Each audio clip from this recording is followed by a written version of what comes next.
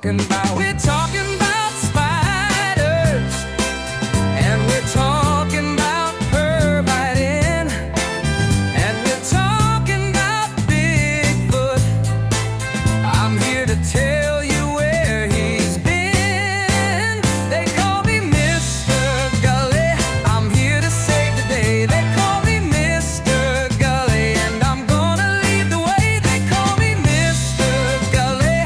I'm here to save the day. They call me Mr. Gulley, and I'm gonna lead the way. Here we go now.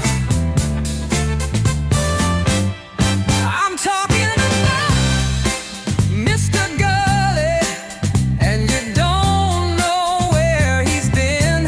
Oh no, he's been right in your alley. Well, I'm Mr. Gulley, yes I am. So what we talking about? We're talking about spiders, and we're talking about pervitin', and we're talking about Bigfoot. I'm here to tell you where he's been. They call me Mr. Gulley.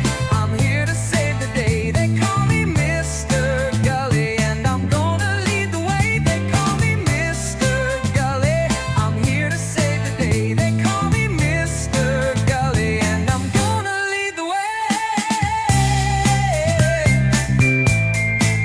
Ooh.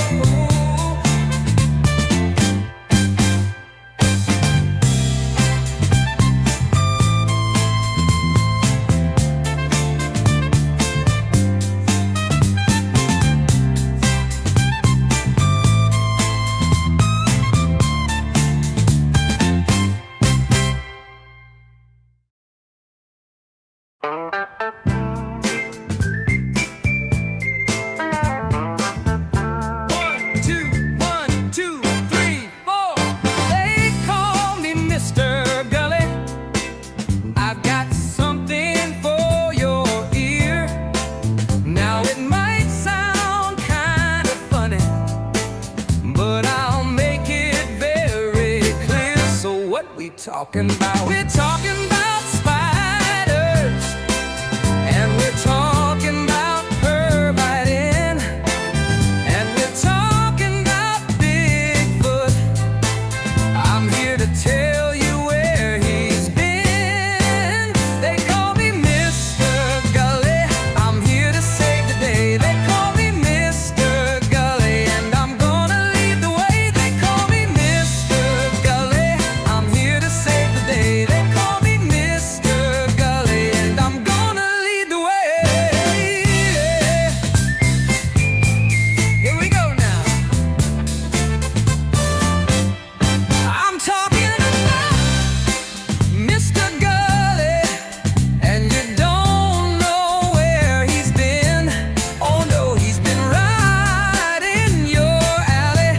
Well, I'm Mr. Gulley, yes I am. So what we talking about? We're talking about spiders, and we're talking about pervitin', and we're talking about Bigfoot. I'm here to tell you where he's been. They call me Mr. Gulley. I'm here to save the day. They call me Mr. Gulley, and I'm gonna lead the way. They call me Mr. Gulley. I'm here to save the day. They call me Mr. Gulley, and I'm gonna lead the way.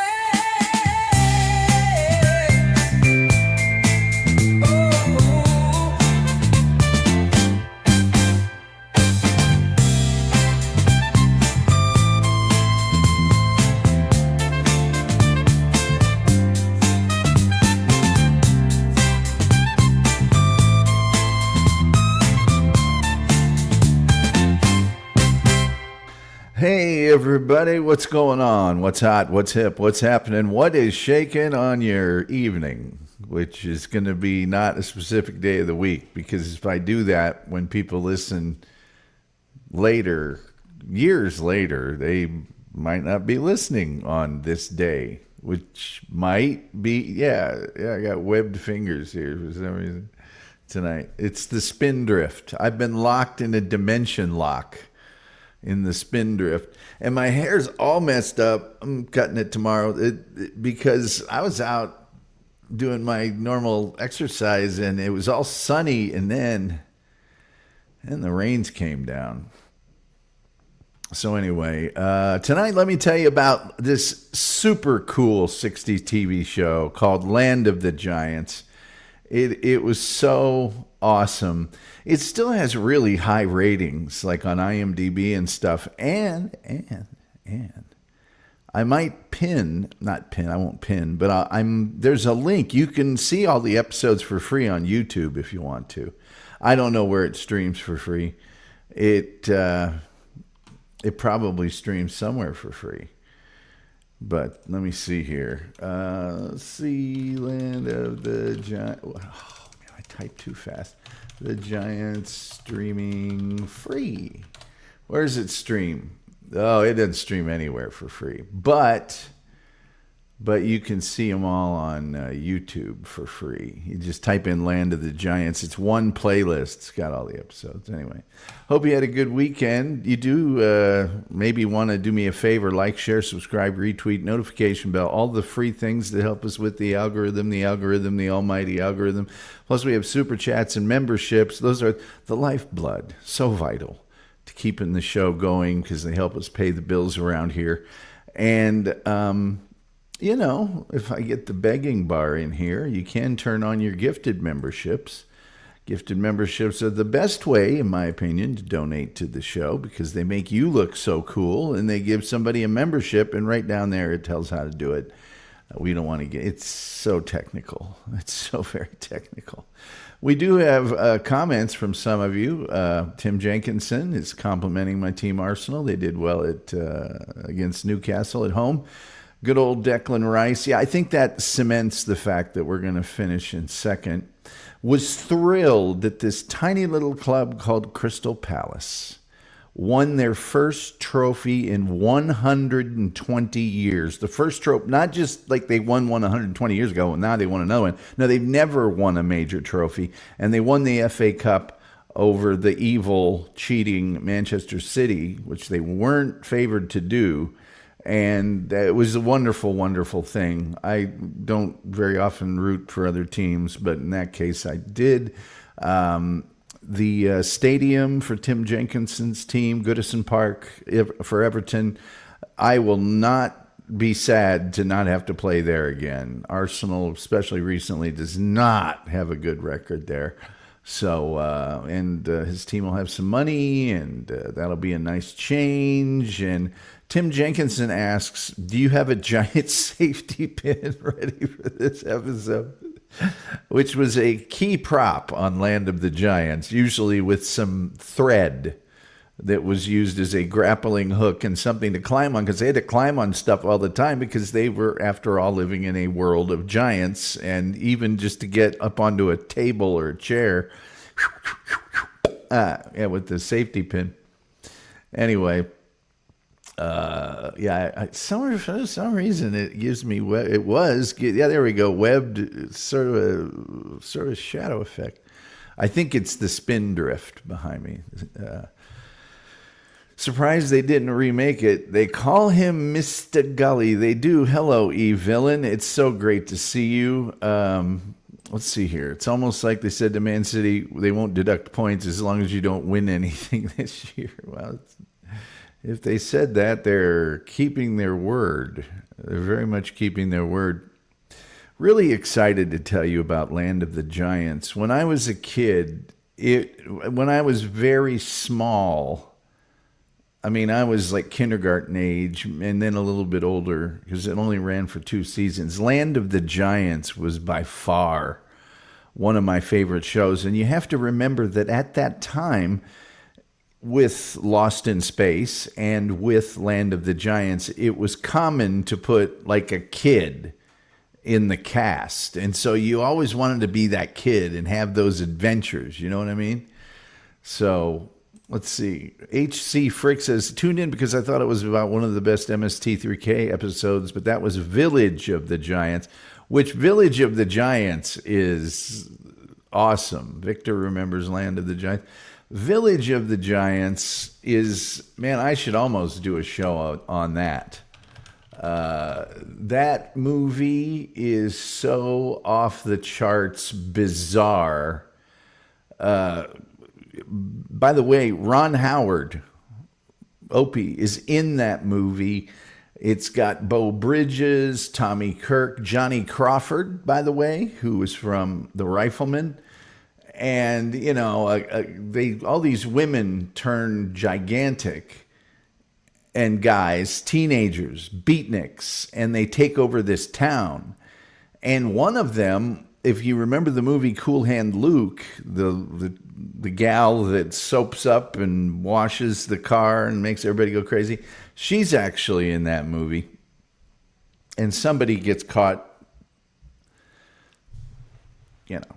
Things happen. It's an amazing, bizarre movie. It really is. Incidentally, Tony Basil from Oh Mickey, you're so fine, you so fine, you blow my mind, hey Mickey. Oh Mickey, you're the. She's in that movie too. Rebellious teens. They get a hold of this substance called the goo, which causes anything living to grow gigantic. So Village of the Giants, interesting, H.C. Frick. Thank you for bringing that up. It's one of my favorite bad movies as well. And I'm a tremendous Mystery Science Theater 3000 guy. Ron Howard, very good in the movie The Shootist. Yes, Ron Howard has been good in movies. He apparently directs them now, Victor. I don't know if you're aware of that. He directs the movies now. But enough of all that. Let's get to Land of the Giants. Now, here, let me put this up. Because one of the coolest things about Land of the Giants is that it had this really interesting opening that was really well art directed, with little people running and shadows and things. And you really didn't see the stars necessarily that much in the opening. You just saw this animation, and this was the animation. Now, it was created by Irwin Allen, who was famous kind of for anything epic and disaster. He did the movie Earthquake, all the movies in Sense Around. He did all of those. He also did TV shows like Voyage to the Bottom of the Sea. He did do Lost in Space. And so Irwin Allen was known for science fiction, like The Time Traveler and all that other stuff. This show started in 1968. It ran for 2 seasons, all of them in color, and it ended in early March of 1970. It was released by 20th Century Fox. There's 51 episodes and an unaired pilot. For some bizarre reason, they had 2 seasons, a first full season, but they stopped an episode short the second season. So, yeah, it's weird, man. It's totally weird. So here's what the whole thing was about, right? This was set in 1983. I love these old shows that are set in times that were thought to be super advanced, but are now so far in the past that we get to see what they thought 1983 was going to look like. Because, of course, in 1983, we'd have the spindrift and space travel for just like regular folks. And that was 15 years in the future of the premiere of the show, okay? And it concerns what was a passenger aircraft. I'll just show you the toy version of it. This is the toy version. It's behind me for the whole show. And this was called the Spindrift. That was the name of this particular vessel. And I want to make completely 100%, this was a passenger aircraft. Okay, this was not necessarily designed to go into outer space. It was designed to be in suborbit. It wasn't like Star Trek, right? And it was supposed to go from Los Angeles to London. But just beyond the Earth's boundary with space, the ship gets dragged through a dimension lock. Okay, a dimension lock, and it crash lands on a planet very similar to Earth. Very similar. With some differences, but very similar to Earth. One of the differences that one might notice is that everything was 12 times larger than it is on Earth. So this shipwreck is in these woods outside a big city somewhere that they never really name. And this planet's inhabited by a humanoid race that these Earthlings call the Giants, obviously, because, they're giants. Now, aside from being 12 times larger, there was really no difference between the Giants and the Earthlings, and their culture was kind of the same as the 1960s. They had police, they had hospitals and prisons and a governor and radio and TV and a zoo and jazz clubs and a racetrack, and they all speak English. And they have this weird combination of alien and Earth-like names. They drive American-style cars. They play chess. But here's the deal. They're dominated by this very strict authoritarian government, which allows them to do most things that a capitalist, freedom-based society will allow you to do, but they won't tolerate any attempt to affect political change or what the government says you can do. Although there are dissidents, there are people that are trying to escape this repression that are giants, okay?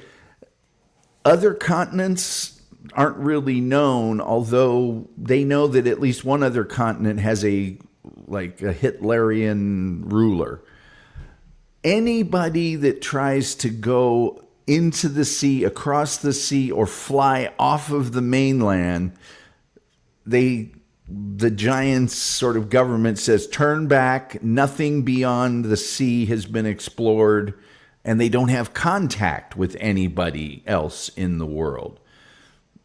So there you are. Now, here's the thing. These giants know about Earth, right? They know that Earth exists, and they know about the quote-unquote little people that inhabit Earth due to the arrivals of a lot of other ships that have got caught in the dimension lock prior to the spindrift. Now, some of their technology is more advanced than it is on Earth. They have cloning, they have cybernetics, they have force fields, they have magnetic stunners, there's androids, there's teleporters. But other things they don't have. They don't have microelectronics. They still all use tubes. They don't have hearing aids. They don't have any manned spaceflight. And so the Earthlings can't really use the Giants' technology to return back to the dimension lock and get back to Earth. And the Giants have no way to study these little people except by capturing them. And when they capture them, they pretty much, you're being dissected as a science fair project. They're not going to survive that. So the whole series surrounds the Spindrift and its crew, and I'll give you these people that you're seeing on screen in just a second. They spend the whole series trying to get supplies and try to return to Earth while avoiding being captured, of course. Now, the ship's captain, I'll just go ahead and show you the ship's captain. Steve Burton is his name. He's a beefy bohunk guy, looks like that. His priority is preventing the Giants from being able to travel to Earth, because he knows if the Giants get the ability to go to the dimension lock and travel back to Earth, it's over for Earth. How are you going to beat 12 times bigger giants? I mean, the NBA alone would be completely obsolete. The giant government has this major reward for the Earthlings, who at times actually receive assistance from the dissident movement and other people that sympathize with them. The Giants, though, can't be trusted because sometimes they offer their help, but then just double cross them later. The Giants are very conniving on this planet, and they have to be because of this government. They're very skeevy. There was no proper conclusion to this show that resolved their attempts to turn home, and the final episode wasn't a series finale or anything. The episode before that did present a time travel plot where they went back into the past to prevent the flight that got them in trouble to begin with, but it didn't work out. So there. Now, this show didn't do badly in the ratings. And as I mentioned, if you go to IMDb, I think it has like a 7.9 rating as a series, even to this day. And as I mentioned also, you can, go to, I'm going to do it right now. Oh, shoot, I started typing the wrong thing. I'm going to direct you to the episodes of this show because I think it's worth it. I've seen them all. I sometimes when I do these shows, I go, I'm going to watch all those now, but I'm not going to do that because I've seen them all. And I was ravenous for this show when I was a kid. I mean, ravenous. I was ravenous for them. Let me see, full episodes. Come on, I want the whole playlist. All right, I'm just going to have to copy it like this. Come on now. Be good to me. Oh, you suck. There we go. Copy link address. Full episodes. That's right. Full episodes, ladies and gentlemen. Full episodes. Bam. Bam. There you go. If you go there, you can see all of the episodes of this program. I'll get to the cast in just a second. I do have actually a pretty good photo I should probably put up here. But of course, I'm only allowed 10, so why would I want more than 10? I want that, come on now.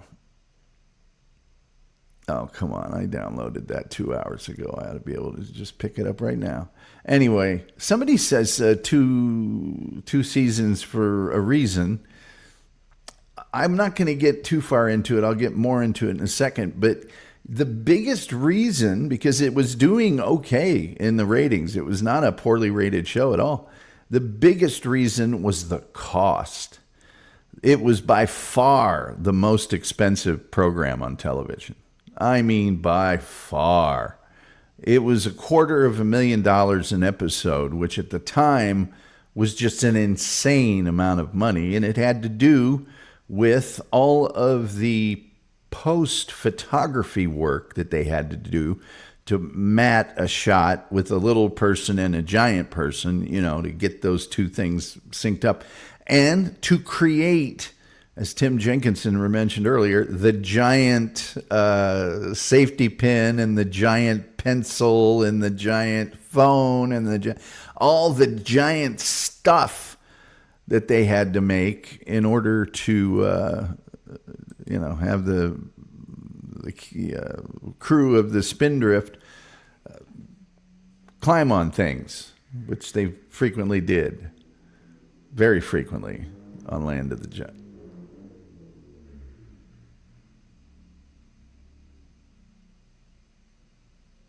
I don't know what, No, I'll just drive my car around I'm sure you guys heard that. I'll just drive my car around without a muffler and torture the local. All right, here's the cast. While I get to your, look at that. Look at those people. Always the kid was in trouble. Always a giant hand was coming in to grab one of them. I was always worried about him getting squished.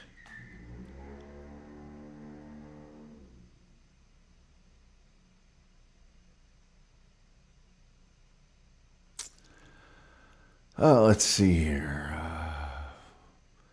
Land of the Giants plus Lost in Space equals Land of the Lost. Well, you got to figure out a way to get the prehistoric thing in there, but I don't disagree. Chef is in the house. He's an actual chef. We're always glad to see him.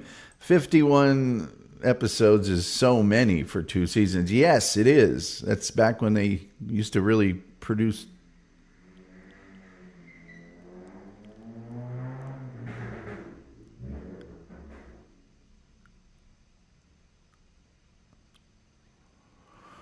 I'm this close from reenacting an episode of Land of the Giants with my 6'5" self and the pipsqueak.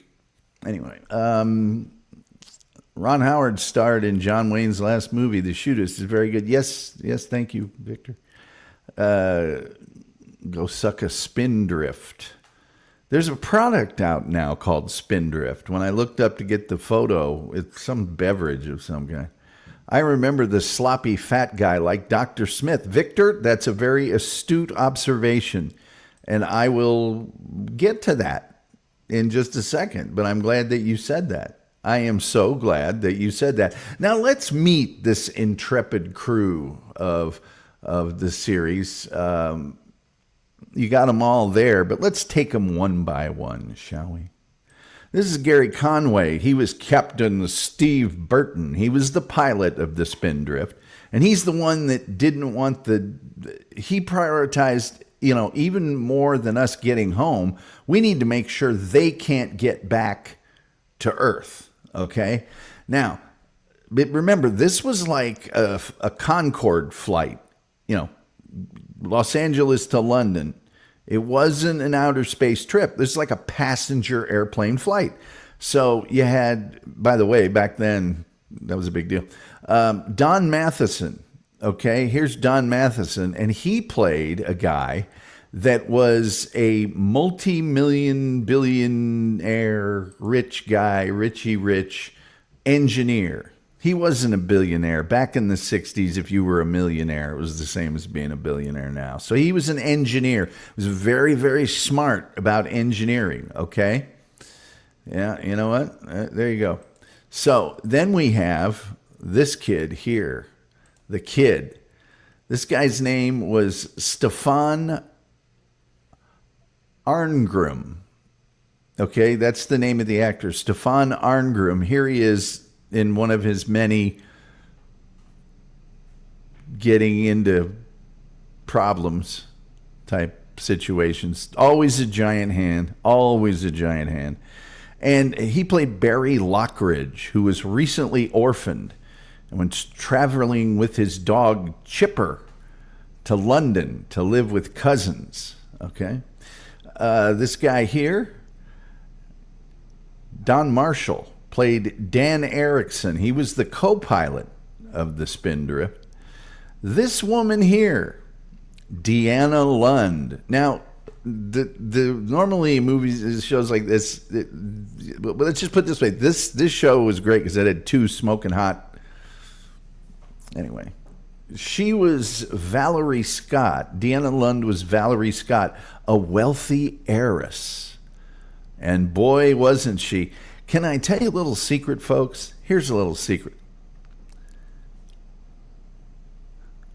Deanna Lund, also born on May 30th.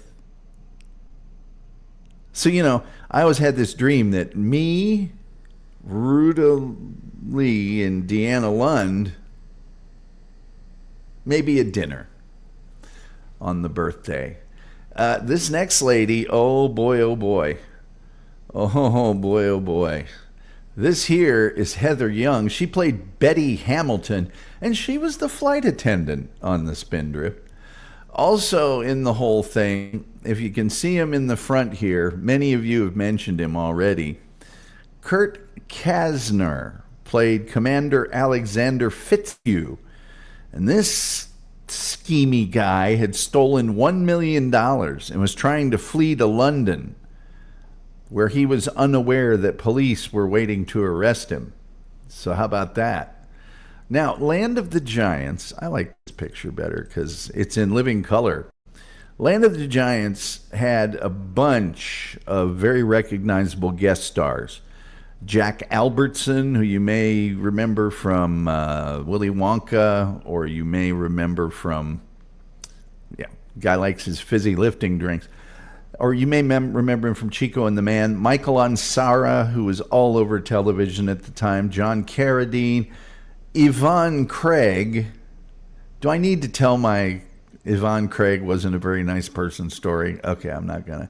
Alan Hale Jr., you know him better as Skipper on Gilligan's Island, Jonathan Harris, who played Dr. Smith on Lost in Space. Lee Merriweather, famous for playing Catwoman in the 1966 movie, but also was on the, Time Traveler, and Barnaby Jones and a lot of other things. She was a Miss America at one point.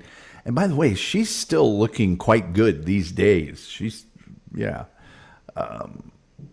Ron Howard, also on Land of the Giants. And those of you who watched 1923, the prequel to Yellowstone. No, not 1923, the one that was 1883 or whatever it was. Anyway, Sam Elliott was also on an episode of Lost in Space. As I mentioned earlier, it was an Irwin Allen show, and it had a budget of $250,000. Let's see. $250 is how much today? Boom. That would be $1 million today. Oh, wait. 209. No, it's more than that. Hold on. It's more than that. It's that would be about working on $2.5 million today. So about 10 times as much. And that set not only was the most expensive show on television, it set a record for being the most expensive show on television. Excuse me. The actors had to be physically fit because they had to do a lot of their own stunts. They couldn't CGI it or do photo tricks with it. They had to climb giant curbs. Remember, the curb was 12 times as large. Phone cords, ropes. Don Marshall, who played that brilliant millionaire engineer, he said that he had a past in football and track and pole vaulting, and that helped him with all the stunts that were required. So a lot of elements of Lost in Space were evident in Land of the Giants, notably the relationship between the scheming, horrible Commander Fitzhugh and the young boy, Barry Lockridge, which was a parallel to Dr. Smith and young Will Robinson. Also, for the main cast, the actor that played Fitzhugh, Kasner, he was treated contractually the same way as Jonathan Harris. Billed in last place in the opening credits, and also always billed as a special guest star, although he was a regular on the series. Gary Conway, the beefy bohunk there in the red outfit, well, he received solo star billing in the opening credits, with everybody else getting also starring. Now, Gary Conway was on another popular show that was called Amos Burke. It was about a millionaire chief of police in New York City, and he was Amos Burke's. It was called Burke's Law, actually, and he was Amos Burke's sort of sidekick, assistant, whatever. The show was originally supposed to be a mid-season replacement, but they put that off, and they went ahead and released it in September of 1968, like the rest of all of the new program releases. They screened the episodes in a different order than they produced them in, which made a lot of continuity lapses and things. Like the 14 episode that they filmed was the second episode that was aired. So, like I mentioned, the cost of production was gigantic because of the oversized sets and the matting the little people into shots, and also the futuristic sets that had to be built for the Spindrift. So what they would do is that they would pair up the episodes, use the same sets so they didn't have to switch them out or create new stuff. And the writers would be told, hey, We've got a giant thread spool. We've got a big pair of scissors. We've got a phone cord. They would be told what giant-sized props were available, and then they could incorporate those into the storyline, and then those episodes would be filmed back to back. Also, to save money, Irwin Allen was not above using things he had. I keep saying time traveler. It was called the time tunnel. I'm so sorry. He would reuse stock footage from 20th Century Fox's film library. In fact, in one episode, footage of Wayne Manor from Batman is recycled as the luxury mansion of a rich giant. Yeah. Now, the music from this show, guess what? Including the theme, which the opening of this show is really pretty awesome. The music of this show, including the theme, was composed by a guy named John Williams, who you might remember from a film called Star Wars. Yeah, he composed a lot of the music. And he composed 2 different themes, one for each season. The pilot had a theme, too, and it was composed by a guy named Alexander Courage, who did the theme for Star Trek. They also relied on incidental stock music from Lost in Space, but there were a few episodes that had their own scoring, okay?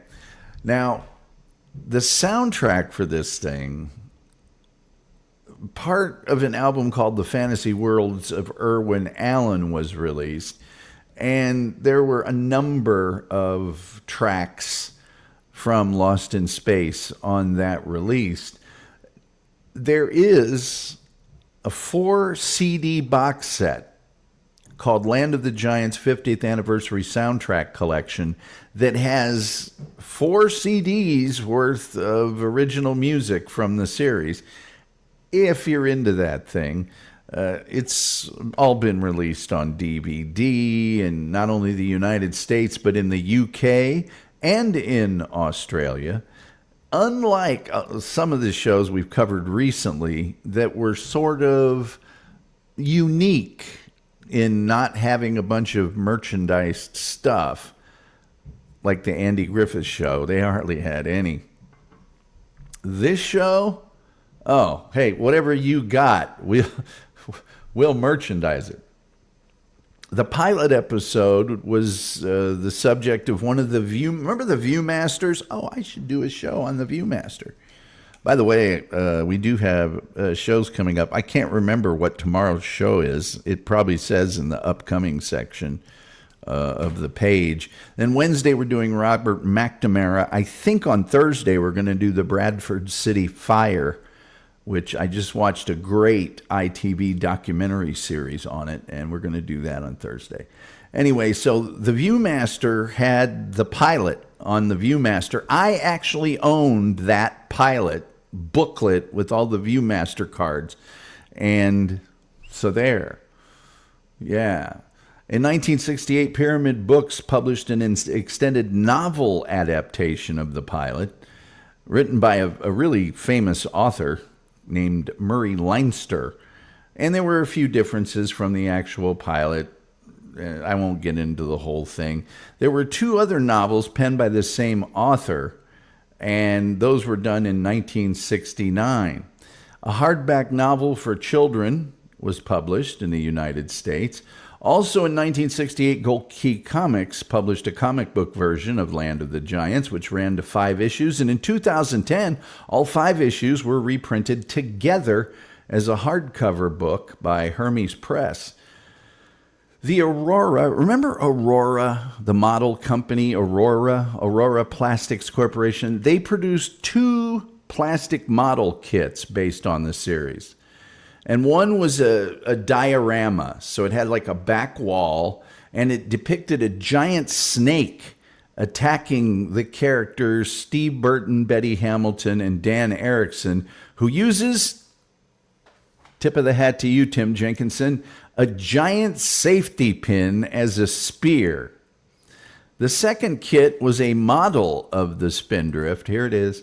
Released as Land of the Giants spaceship instead of calling it the Spindrift. So, yeah, anyway, there's a new one that was issued like 5 years after the show was over, which was now renamed Rocket Transport Spindrift, and it had new box art and photos of the assembled kit. Now that one, not this one I'm showing you, had a front and a top section that could be lifted off, revealing a full interior that you would have to build yourself, as well as a working door. Most of the kit was molded in the same bright red-orange as the ship itself, while the interior was in a light green, but you were free to paint it, of course, I suppose. In 1969, Aladdin Industries released a metal embossed lunchbox based on the series. The artist Elmer Lenhart, because remember how they used to have sort of paintings on the metal lunchboxes? He used his own likeness for a giant scientist taunting the little people. A reproduction of the lunchbox was later released by Fab Gear USA in a limited edition of 5,000. Now, my girl, Deanna Lund, fellow May 30th birthday gal, she co-wrote a series of short stories based on the series under the collective title Valerie in Giantland. So she wrote some short stories about it. MeTV has been sort of at the front of airing Land of the Giants. It was on Saturday nights for a while. Prior to that, and by the way, when MeTV in 2016 started airing Saturday night Land of the Giants, they aired it along with Voyage to the Bottom of the Sea, Lost in Space, and The Time Tunnel. So it was a whole Irwin Allen Saturday night. Prior to debuting on MeTV, Land of the Giants had only sporadically appeared in syndication. The Horror Channel in the UK aired the series in full form from September 19th of 2016, showing one episode a day on weekdays for 10 weeks. In the 1980s, Land of the Giants was rerun on USA Network in the mornings, which also included Lost in Space back-to-back. So there you go. There you go. Now, let me get into some of these actors and actresses, because some of them have kind of interesting stories. Not the end of the world interesting. I mentioned that Gary Conway here, beefy bohunk guy, he's still with us, by the way. He's 89 years old. He was in Burke's Law as the sidekick to Gene Barry. He married a Miss America, Marion McKnight, and they had a couple of kids and did film production and writing together, and they owned a winery called Carmody McKnight that they started in 1965, and they sold it in 2019. He was in a lot of movies, cult horror films. I Was a Teenage Frankenstein, as the monster, by the way, How to Make a Monster, The Saga of the Viking Women and Their Voyage to the Waters of the Great Sea Serpent, which, yes, is an actual title to a film. He was in the Manhunt episode of the television series Sky King, which I told you Ruta Lee had also appeared in. He was on Maverick. He was on Bourbon Street Beat 3 different times. He made an unsuccessful television pilot by the producers of Combat called Assault. There you are.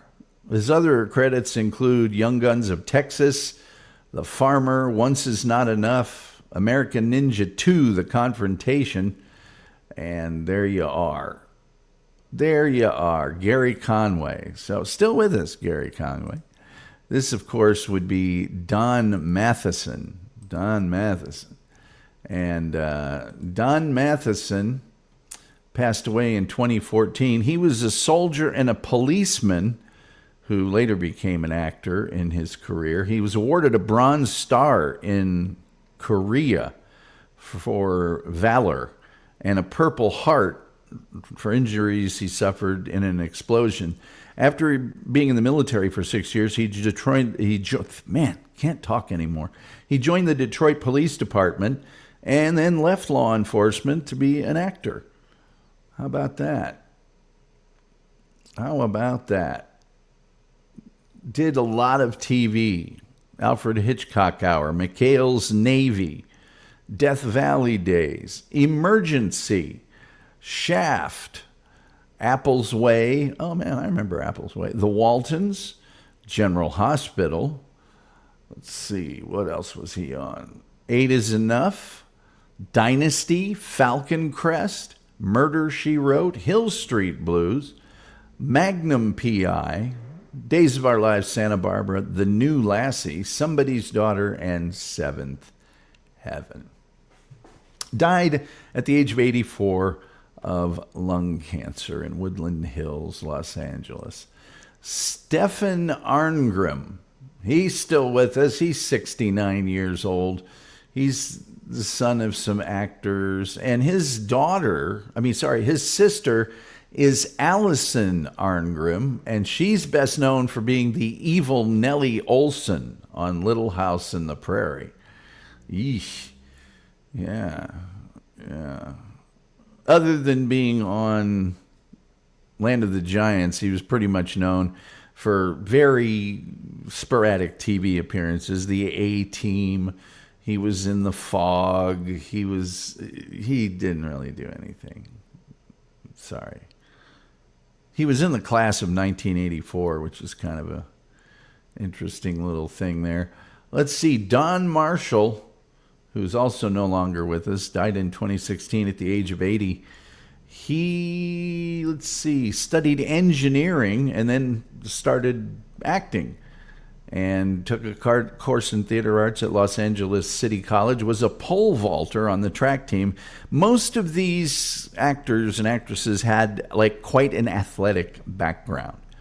So he was in a feature movie in an uncredited role in 1962 called The Interns. He was in Shock Treatment, another uncredited role.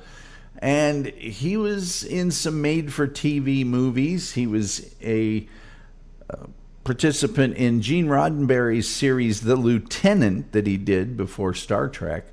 He was in Star Trek in an episode. He was on Tarzan. He was on Land of the Giants. And, he was doing a lot of his own stunts. In later years, he wrote a script for a sequel to the series called Escape from a Giant Land. He wanted it to be a big screen production and get as many of the original cast members back as possible, but he just never could. He had a role in the made-for-TV movie The Reluctant Heroes, about the Korean War. He also was cast as a doctor in the exploitation movie The Thing with Two Heads, that had Ray Milland and Rosie Greer attached at the neck or whatever. He was in Uptown Saturday Night, which is a very, very, very funny film. He was on Buck Rogers in the 25th Century and in 3 episodes of The Incredible Hulk. Not many roles after that. In the 80s, he did not act very much. In light of that, he set up his own company called DJM Productions, which produced television commercials and documentary films. He was very popular with Star Trek fans, and he was a convention regular for that. Yes. Died at the age of 80 in 2016, did Don Marshall. Deanna Lund, who I had a very friendly relationship with on Facebook once she found out we were both born on May the 30th, and was very saddened to learn of her passing in 2018. She was in a lot of minor roles as the hot girl in movies like Dr. Goldfoot and The Bikini Machine. Sorry about that. Dimension 5, Sting of Death, Johnny Tiger. Was in a movie with Frank Sinatra called Tony Rome, where she was a stripper. She was so embarrassed by the role that she had her name removed from the credits, but her performance was favorably received, and that got her a starring role in Land of the Giants. She was offered a role in Rosemary's Baby, but had to decline that role because she didn't think that Rosemary's Baby would be finished in time. We talked about Valerie in Giant Land, which was based on the Land of the Giants series, and written from the point of view of her character, Valerie Ames. She appeared on General Hospital for quite some time. She was the secretary and mistress of Cameron Faulkner, who was played by her husband, Don Matheson. That's right. These two ended up getting married, you know. They were married for 10 years. 1995, she dated Larry King. They were engaged 5 weeks after they met, but they broke up before they could actually be married. She died in 2018 of pancreatic cancer at the age of 81, and she was a very, very sweet lady.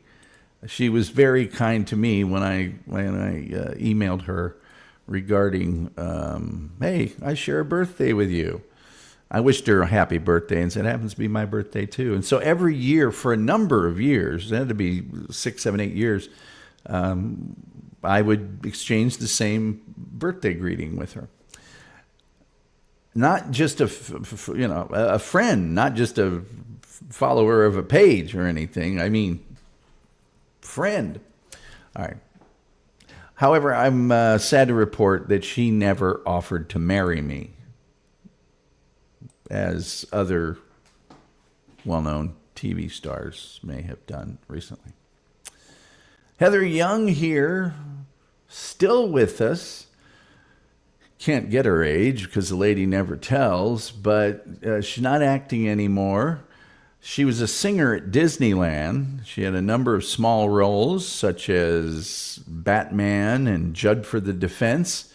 She now goes by the name of Patricia Euchstetter because she married a fine man named Euchstetter. Her first experience of working with Irwin Allen was in the final episode of The Time Tunnel, and then she played Betty Ann Hamilton on Land of the Giants. She was in a TV movie called Oh Nurse, and after that, she just said, no thank you, I'm done, and gave up acting to concentrate on her family.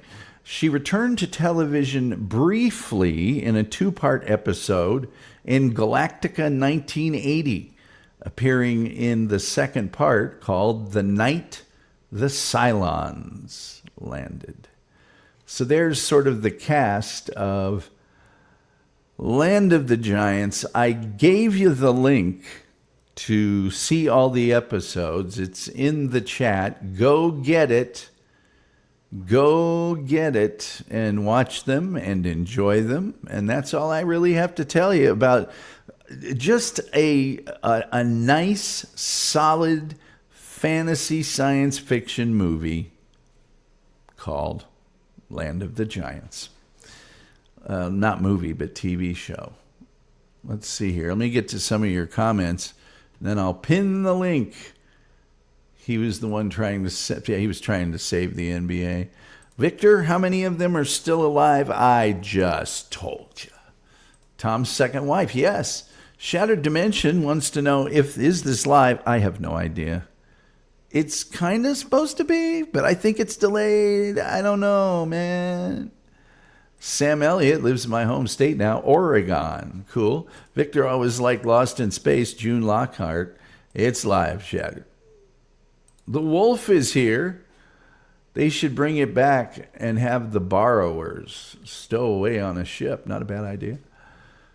People saying hi, people saying, oh, do me a favor, like, share, subscribe, retweet, notification bell, all those free things you can do that help us with the algorithm, the almighty algorithm. We have super chats. We have memberships. We need those super chats and memberships because they help us out with paying the bills here. And look right now, right there, it'll tell you how to turn on your gifted memberships. Maybe somebody will give you one, and that's the best way to contribute to the show because it's cheap and you look cool. Let's see. If you start setting up the PC now to call in, you'll be ready for when Tom opens up the phone line. Oh, no, it's everybody else's fault. Aurora, great name for a real spacecraft. Not as good as the spin drip. It will just crash, Tim. Tim Jenkins says, apparently she's dead, so you have no chance of marrying her, Tom. Well, that's a downer. June Lockhart was very good in Lassie episode, The Fire Watchers. Well, she was one of the stars of Lassie, so she was probably good in more than one episode. Impressive that you recall the names of Lassie episodes. That's like, Rain Man stuff. I mean, I have good knees, but my mind is still there. Apparently, walking backwards really helps with knee pain. Not proud of it. I use a walker. Well, at least you're getting around. Your favorite football player, Steven Gerrard, was born on May 30th. I'm aware of that, Tim. Well, I mean, many great footballers were born on May 30th. And by the way, you're welcome for Tim Howard. I would marry while younger in a minute. I don't know what that means. I don't have any idea what that means. I gotta put the link up here. I don't know what that... Oh, God. What does that even mean? We ought to start doing an over-under on whether... Oh, I keep doing that. On whether Victor's on the sauce. Is Victor now just Funky Bronco? Is that what's happened?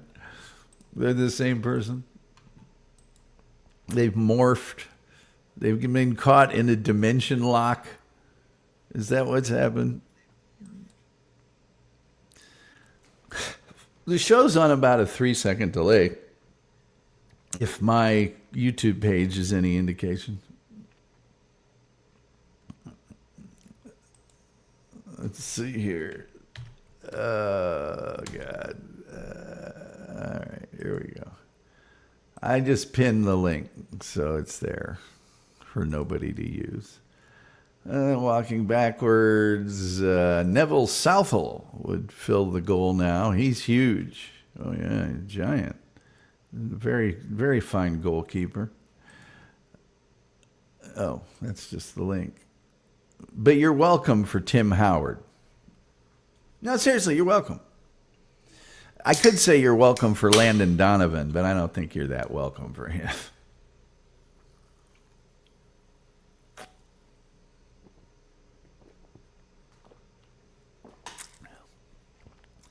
Got to get you to laugh. Well, you did. Congratulations, man. That's good. Well done.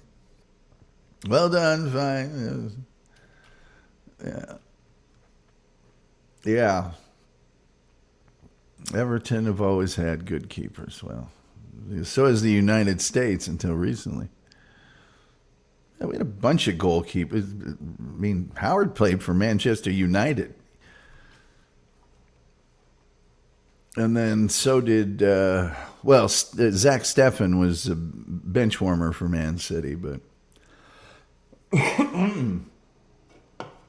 Oh, yeah, Casey Keller, Brad Friedel, are you kidding me? I don't count Tony Meola. So anyway, that's Land of the Giants. I went ahead and the short-haired blonde gal, yeah, Betty Ann Hamilton, Betty Ann Hamilton. She was the fabulous flight attendant, you know. Let me just go ahead and, I guess it's not going to let me do it. Not going to let me do it. You know, this StreamYard's a real jerk. That's the link, but it's upwards in the chat, okay? It's upward in the chat. Or just go to YouTube and type in Land of the Giants, and you'll see a playlist. It's got like 55 things on it. But 51 of those are the episodes, the full episodes of Land of the Giants. And I recommend watching a couple. What's it going to hurt you? It's a fine program. It really is. Awesome theme song, cool opening, you know, stuff, whatever. Yeah. So that's all I got to tell you about Land of the Giants. What is tomorrow's episode? I should know this, but I don't. Let's see here. What is tomorrow's freaking episode? I know Wednesdays is Robert McNamara. I think tomorrow's might be kind of entertainment-ish. Oh, tomorrow I'm going to tell you all about Wait for it. The Frisbee. Yes. The Frisbee. Tomorrow's episode will be about the Frisbee. And then Wednesday will be Robert McNamara. So it'll be a day of evil. And then on Thursday, we're going to do the Bradford City Fire. I think BBC supposedly did a documentary. I haven't been able to see it, called Unforgettable. And I mean just within the last few weeks. ITV did a 3 or 4 part deal, half an hour piece, called Never Forget.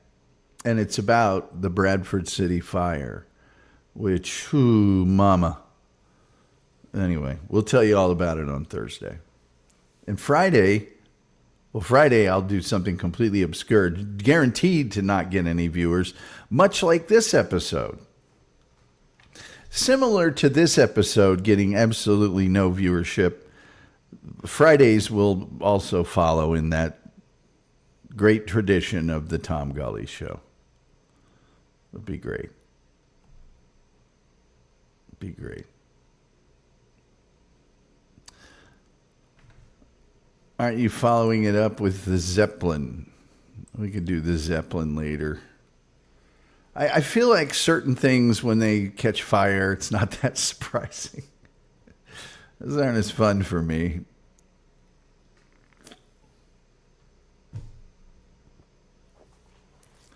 What, a whole big giant balloon filled with hydrogen? What could possibly go wrong?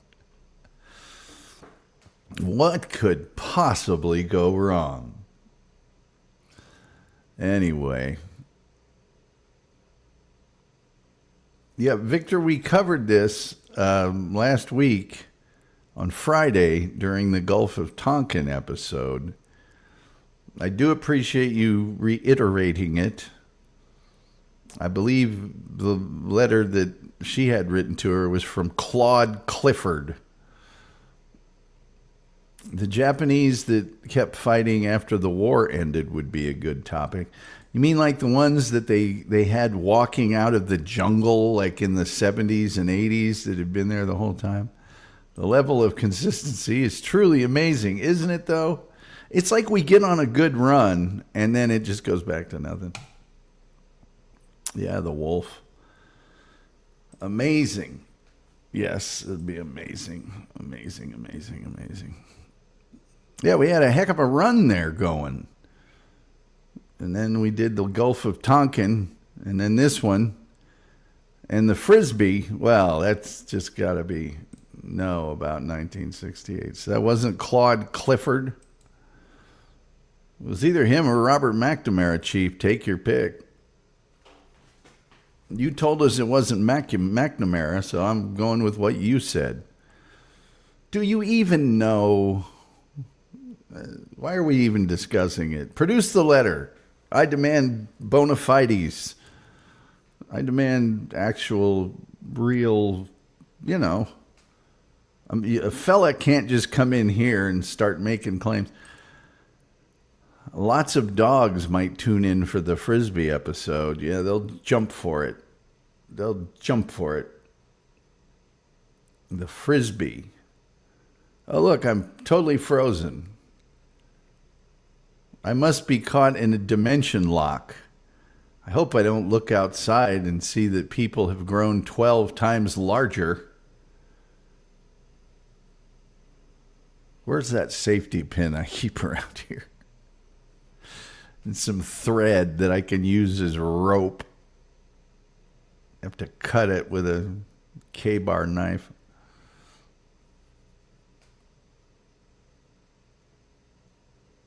Land of the Giants. Such a good show. Such a good show. I'm going to eventually have to get to The Invaders. And I am going to do The Viewmaster, by the way, eventually. The annoying car will be 12 times louder. What just an absolute There's so many things I could say about that situation. The wolf is actually, I sent the wolf pictures of the actual car. There's so many things that I could say about that situation, but I don't want to be perceived as being that guy, so I'm not going to say him. Yes, Tim, it is that land. It is that land. Oh. Oh. Oh.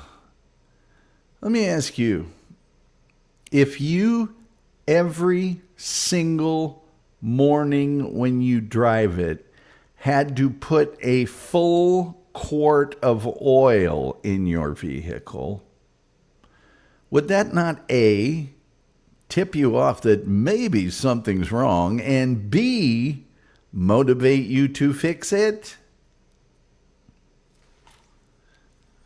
Oh, that kind of car is in high demand. Yeah, I think the stickers are holding it together. Anyway, well, I guess that's all I got here tonight on the big extravaganza.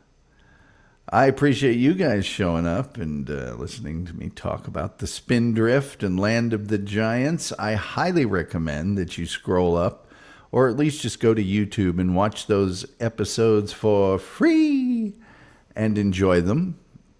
And I think you will. They're actually really good. That would mean you are driving the Deathmobile. It's just creating a giant oil slick wherever it parks. Just, you know. Hey man, it takes a lot of different people to make a world, I guess. Anyway, I'm looking at that old clock on the wall, and it says, like the Reverend Al Green, it's time for me to get on up out of here. You do not have to go home, but you can't stay here. No. I guess that means the only thing left to say is, oh, you know what? One of the things that we could say is, we could say tomorrow night, the Frisbee. Wednesday night, Robert McNamara. Thursday night, the Bradford City Fire. Not good. Known for its thirst of petroleum products. Just can't get enough. Have a good night. You do the same, Mr. Tim Jenkinson. Have a fine late morning, whatever it is. And I suppose, everybody gets the point just for being here. Just for your being you, by golly. Thank you so much for being here. And with that being said, I think the only thing left to say is, let me re-cue this, is till next time. We'll see you next time.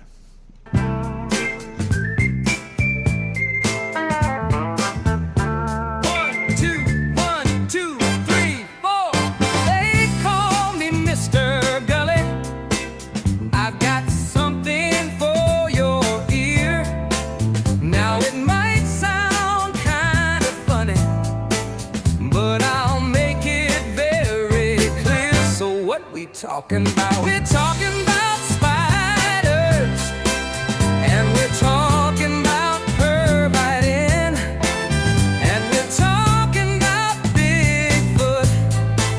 I'm here to tell you where he's been.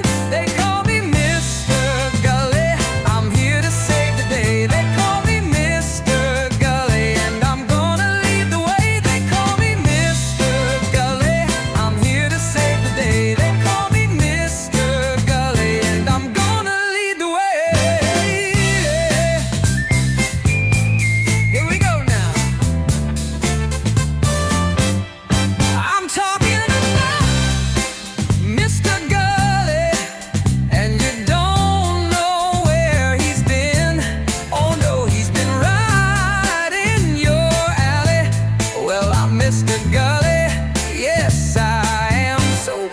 So